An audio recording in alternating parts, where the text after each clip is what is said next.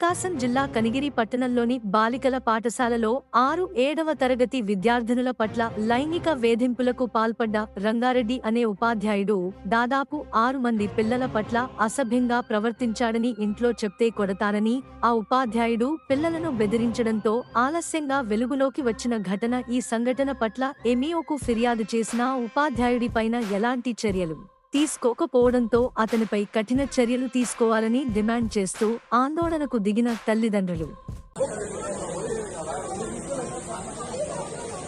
బాలుకనాథ పాఠశాలలో అక్కడ విద్యాబుద్ధులు చెప్పే రంగారెడ్డి అనే టీచరు బాలికలతో అసభ్యంగా ప్రవర్తిస్తూ లైంగిక వేధింపులు గురి చేస్తున్నారని చెప్పి ఆ చిన్న పిల్లలు భయపడుతూ వాళ్ళ తల్లిదండ్రులకు చెప్పడంతో కోపోతులైన తల్లిదండ్రులు ఈరోజు వాళ్ళ బంధువులందరికీ చెప్పుకొని అందరినీ తీసుకొని ఈరోజు స్టేషన్కి రావడం జరిగింది కంప్లైంట్ ఇవ్వడానికి.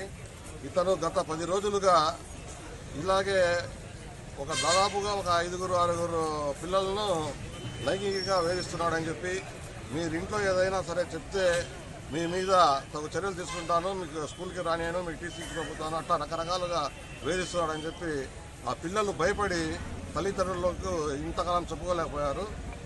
ఈరోజు ఇంకా వేధింపులు ఎక్కువ కావడంతో ఈరోజు భయభ్రాంతులైన పిల్లలు వాళ్ళ తల్లిదండ్రులకు చెప్పుకోవడం జరిగింది.